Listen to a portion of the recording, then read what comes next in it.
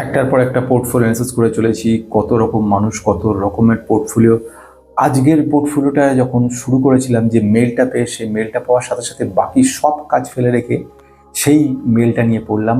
অদ্ভুত লাগলো একটা স্বপ্নকে, একটা অতি গরিব মানুষ, অতি গরিব ছেলে, অথচ তার স্বপ্নটা যদি দেখো দেখবে বড় অবাক লাগবে। আমাদের এই স্বপ্নটা হচ্ছে রোনাল্ড রিডসের কথা অনুযায়ী, অর্থাৎ একটা ঝাড়ুদার গোটা জীবন ধরে সে হাসপাতালের ময়লা পরিষ্কার করে গেছিল। সেই গরিব দুস্থ মানুষ, যার জামা কাপড় ঠিক ছিল না, ছেঁড়া জুতো পরে আসতো, সেই মানুষটা যখন মারা গেল 2014 সালে, সে রেখে গেছিল 66 কোটি টাকা। সারা বিশ্ব স্তম্ভিত হয়ে গেছিল, অর্থাৎ $8 মিলিয়ন।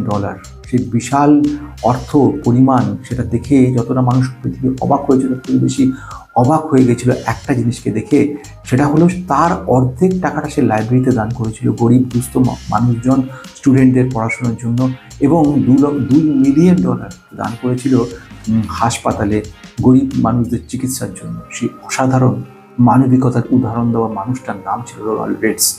আজকে যে ছেলেটার অ্যানালিসিস আমি করেছি পোর্টফোলিওটা, ঠিক যেন সেই একই রকম দেখলাম। অরূপ সাহা, 30 বছর বয়স, কিভাবে চেষ্টা করে চলেছে, কি দুর্দান্ত তার পরিস্থিতিটা, অথচ তার আর্থিক এই যে অনটন, সারা রাত সে নাইট ডিউটি করে, সিকিউরিটি গার্ডের কাজ করে, 10,000 টাকা মাইনে পায়, আর দিনের বেলা অনলাইনে ফুড সাপ্লাই করে বেড়ায়।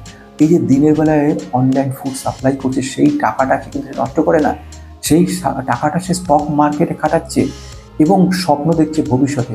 আমার গতকাল রাত্রের সেই ভিডিওটা, যেখানে ঝাড়ুদারের গল্প নিয়ে বলেছিলাম, সেই গল্পটা পড়েও ও কেঁদে ফেলেছিল এবং কেঁদেও বলল, স্যার আজকের সেই মেলটার মধ্যে সে লিখেছিল তার স্বপ্নর কথা, এবং সে সঠিক কিনা সেটা দেখানোর জন্য। আমি ওর কাছ থেকে কোনো ফিজ নেই না, কিন্তু এমন ঘটনা ঘটেনি, কারোর কাছ থেকে কখনো নিইনি, কিন্তু ওর কাছ থেকে নিতে পারলাম না। শুধু মনে হলো একটাই কথা, যে আরেকটা রোনাল্ড রিডসকে আমি দেখে যেতে চাইছি। তার জন্য যা করতে হয়, যতটা করতে হয়, যেভাবে করতে হয়, সেটা করতে আমি রাজি আছি।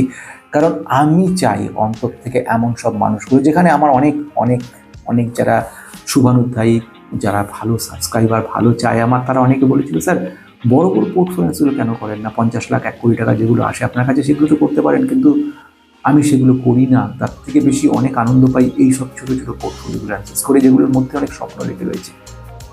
দেখতে পারো।